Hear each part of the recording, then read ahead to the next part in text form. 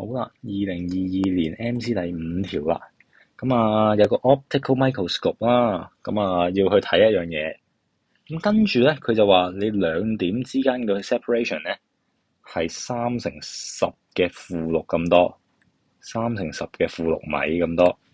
咁你個觀察嗰個 objective lens 咧就10mm 啦。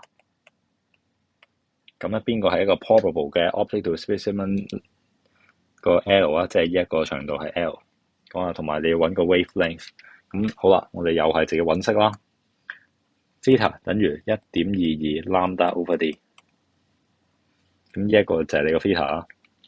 好啦，我哋學過數學噶嘛 ，S 等於 r theta。個 S 咧，你就可以揾到個 arc length，即係揾到你個斜邊嘅呢個長度出嚟。咁好啦，咁即係 S 等於而家個 R 個 radius，即係你傳説中嘅 L 啊嘛，條問題所寫 L 啊嘛 ，L 1.22 lambda over d。OK， 咁好啦，咁我哋知道呢堆嘢，咁我哋全部塞數字就搞掂啦。咁你個 S 咧係3×10嘅負六嚟噶嘛？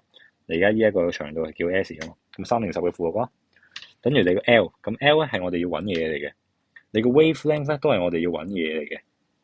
咁啊，等再乘1.22 over 10×10嘅負3啦，個 D 係個 diameter。咁好啦，剩低嘅嘢咧就撳機解決。咁咧我哋咧就會計到3×10嘅負六啦，乘翻10除1.22。好啦，咁即係代表嘅，我哋會計到 L lambda 咧係應該會等於2.46乘10嘅負8咁多嘢出嚟嘅。OK， 計到應該呢個數字啦。咁 OK 啦，咁我哋嚟試下咯，試數啦。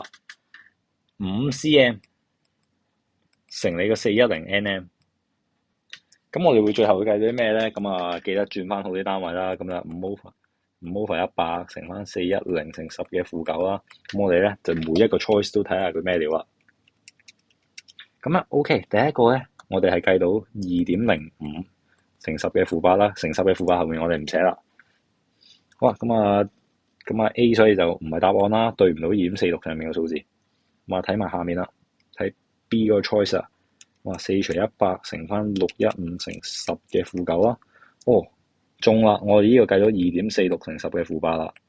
咁所以答案就係 boy 啦。咁我哋唔爭在咧計埋 C 同 D 啦。咁 C 咧就係3除100乘410乘10嘅負9啦。